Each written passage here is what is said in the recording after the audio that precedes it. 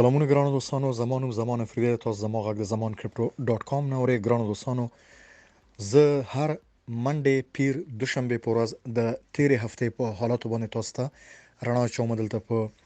راوړم په یوټیوب چینل کې مهرباني وکړئ زمان کریپټو ډاٹ کام شیر او سبسکرایب مه هېروئ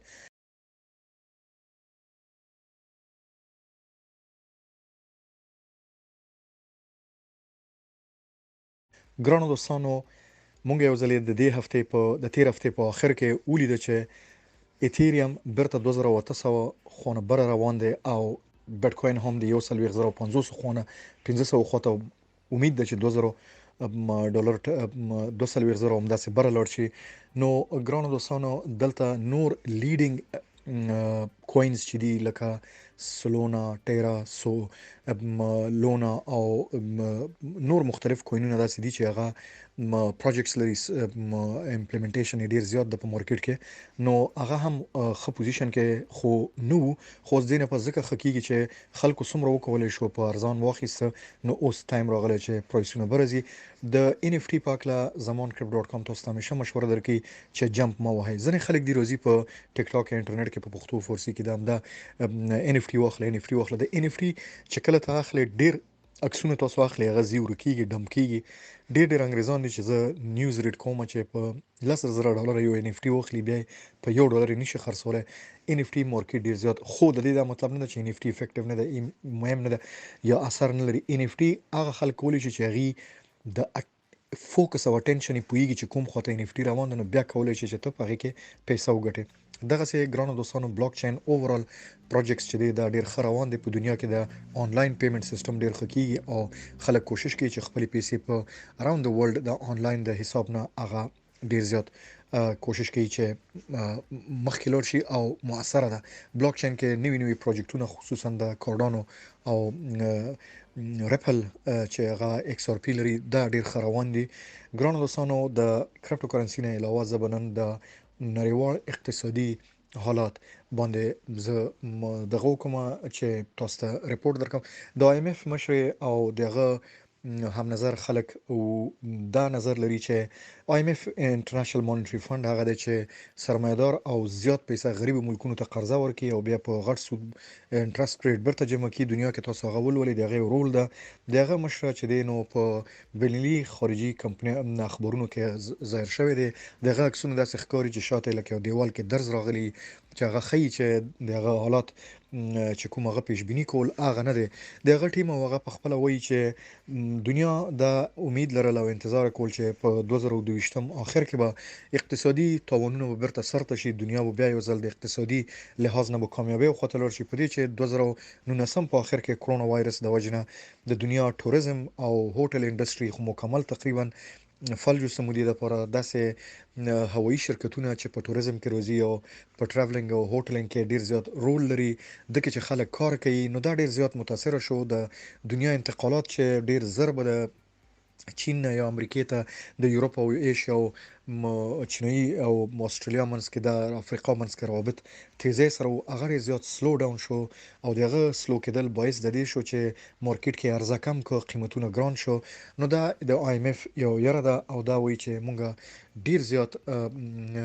پریشان یو چې آیا دا مونږه څنګه پلانونه وکړو چې ترغه وکولې شو چې د دنیا اقتصاد برته مونږه کنټرول کو دا ډیر زیات ضروری دي چې مونږ په دې پوه شو چې د اي ام اف موقف په دنیا کې څه شي دي حتی اروپאי هیوادونه چې برتانیا چانسلر دی دغه د خزانه مشر ویلي دي چې مونږه 80 میلیارډ پاوند رستو یو 3% د اثر لري زموږ په اقتصاد باندې مونږ هم پلانونه لرو چې دا خپل پلانونه کامیاب کو دغه سه په اروپאי هیوادونو کې نورې مسلې چې د دوی دا دی چې د اتیاو کالو نه پس لومبي ځل د پاره دلته یو ډیر لوی جنگ په دې سیمه کې په لویدیز ملکونو د پاره یو دردسر ده چې روس په یوکرين کې حمله وکړه او دغه د عملینا ډیر زیات وي د یو سپیډنه شل مخه خوګيږي هغه حالت د په دنیا کې زبده سه رورو چې خپل وسره تفصیل ز تاسو لدر کما چې کله یوکرين په جنگ کې بوخت شو نو دلته د رئیس جمهور زلنسکي وکول شو چې مقاومت وکي اگر چې ملت خراب شو خلک وته خو دلته غربي ودونه ډیر زیات خپل وبوي احتیاط سره سکلې پوکې به ورکول او سکل به چې مبادا دا ډیر زیات ور غټ نشي. همداسې چین په خپل وسره ډیر زیات کوشش کول چې غرب ته اقتصادي ضربه ورکړي، خو ښکارانه کې روس هم خفانه کې، او روس خو مستقیم اور کې ګډ دی چې دغه د وجنه د روسانو څومره اشراف د دنیا بیلینیرز لکه رومان ابرامویچ د چلسی فوتبال کلب مشر دی. ما په ټیک ټاک زمان کې په ډاټ پښتو کې هم یو پروګرام جوړ کړی دی، هغه تاسو وګورئ. نو دلته دغه پرنګ صلاح او نور دغه جاز ودرولې داسې د ایروفلوټ کمپنی چې کوم لوجستیک دی هغه ودرولې دی. نور لوجستیکي کمپنیانه ته ویلي دي چې تاسو کورونه نشئ کولای. د امریکای د سوداګرۍ وزارت کامرس ډپارټمنټ دغه جزونه ټول خته کړي په دې یاره نه نوم ولدا ور کړی دی چې تاسو کله سرویس ته یا ریپیر ته روس ته زینو الته زمونږ د ټیکنالوژي هغه کوم روزونه دی هغه ښکار کیږي. بهر حال د دوی پیسې په اټلی کې ډیر خکلی دي چې الته صرف او صرف رچ سرمایدار خلک کورونه خسي شي. د روسي بیلینیرز اشراف او کورونه خسل شوی دي د دوی پیسې د شوی دي. استرالیا یو دی ته امید او دوبه خو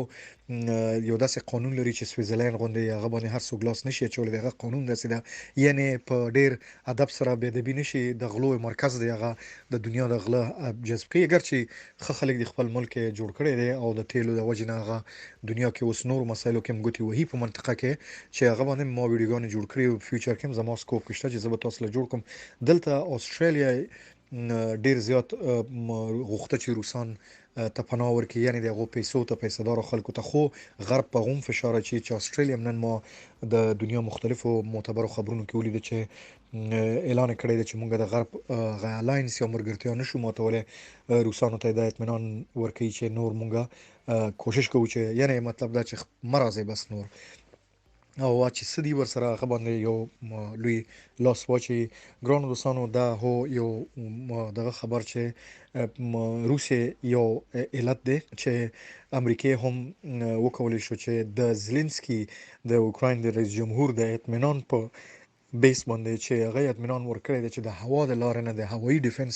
چې کوم سیستم کته موږ لرا کې موږ کولی شو. همداسې مول وسه په خبرونو کې چې تیر ویک امریکای تقریبا سل ډرون ورکړي ورته مهم او تاسو نه بره سټرینګر میزایلز ورکړي دي. او همداسې برتانیا هغه ته داسې میزایل ورکړي دي چې هغه موبایل دی یو څوګه بیک کې ګرځوي شي. او دلته ایټلی ډنمارک جرمني هم دې سره کومکونه کړی دي او ناتو ته د ډیر چغې والے چې ما سره مرسته وکړي که زميني مونږ هوایي وکړي. خو اوس چې درې هفته میاشتې ریږي نو دلته دوی د احساس کوي چې وخت راغلی دی. بهرحال مو تاسو ویلي دي چې په مخامخ دا خبرونه دي په شاته دا د وسلو کمپنیانو دي چې پیسې ګټي. ما تاسو بار ویلي تاسو د دې سهم مارکیټ کې چک د دې ځنه بزدي خبر نه وزم او ورو آسیا خو تراشم چې مونږ له ایشیا وایو سید چې افغانستان، پاکستان، ترکمنستان، ازبکستان، اسیا مرکزی او داسې هندستان او پاکستان د ایشیا کې لوی ملکونه دي. خو مې راوي چې لوی ملکونه په ایشیا کې تاسو ویلې شي چې استرالیا، فلیپین، چاینا، کوریا، تایوان، سنگاپور، هانګ کانګ دا ځایونه ډیر زیات مهم دي. نو دلته هم که تاسو وګورئ یو وبا خوره شوې دی. هغه د دوه وباګانې چې په آسیایي ملکونو کې اکثر د فصلونو لپاره چې کوم خزنده چې ورته وي یا شرات ورته وي میګي یا کته هغه ملاریا ماشي چې هغه ډیر ډینجر دي. نو دلته فصلونه خطر کې دي. دا د ګرانی یو وجه کې دي شي او ورسره هم دغه سه په چین کې د اویاو کالونه بر خلک په کرونا وایرس کې ډیر تیزی سره اخته دي چې د هانګ کانګ او د چین ځینې ولایتونه ډیر تشویش کې دي. داسې په برتانیا کې د اویاو کالونه بر چې خلک دي دا ډیر زیات په کرونا وایرس سره روان دي. نو کچیرته د اروپאי هیوادونو د روس د جنگ په یوکرين کې د مسلو سره خکېل دي. نو دلته مې راوي چې آسیا هم په یو بل شکل کې د مشکلاتو خکېل دي چې ما تاسو ته ایکسپلین کړه. د وبا د په شکل دوه وباګانې چې کرونا وایرس او د فصلونو په اړه کې دلته امریکا هم چونکه ډیر زیات په هر څه کې ګوتی وی د افغانستان د جنگ نه وسوسوته او په مختلفو ځایونو کې دغه ډالر د کریپټو کرنسي او د نور د یوان د چاینیز او د راشن خونه فیسکي ګدنه په وال سټریټ کې هنګامي دي. نو دا مجبور ده چې خپل پیسې مارکیټ نه راغون کې او دوباره د سود شراب برکې. نو په امریکا کې هم سود شراب زیات شو ول د خلکو باندې فشار راغی. کله چې په خلکو فشار راځي د دې دا مطلب شو چې تولید کمیږي، عرضه کمیږي، نو تقاضا ډیریږي مارکیټ کې. ما نن هم په بین المللي اخبارونو کې وکړه چې په دوبۍ کې، قطر، د ځایونو کې په شلفونو کې یعنی المارو کې خلک قیمت ته نه ګوري، بس هر څه چې ضرورت د خېټې د پاره وي هغه راغونډوي. دا یې راځي چې ممکن چې ګرانی راشي او مارکیټ کې څه خوراک نه وي. داسې زه په انګلستان کې یم، دلته لوی سوپر مارکیټونه چې ازداس د لوی سوپر مارکیټ د چې د امریکای د وال سټریټ د اوس دوه مسلمان ورونو هغه خسته دي، او داسې ټیسکو دی، سینسبری دی، د جرمني ال ډي لیډل کمپنیانې دي، نور داسې په زرهاو کمپنیانې دي چې د هغې شلفونو ته چې زه دوه دریو ته چې زه ځم نو خالي ښکاري، خلک قیمتونو ته نه ګوري، بس هر څه راغونډوي. نو ګرانو دوستانو، نن چونکې دلته د منډې ورځ ده، نو زه تاسو ته یو اقتصادي لنډ تشریح ما تاسو له درکړه. خدای دې وکړي زه تاسو ته مرسته وکړي، ستاسو په فیصلو کې، ستاسو په نالج کې. زمان کرپټ ډاټ کام مې راوي چې شیر او سبسکرایب کړئ. خوشاله ورځ تاسو ته غواړم، موفق اوسئ.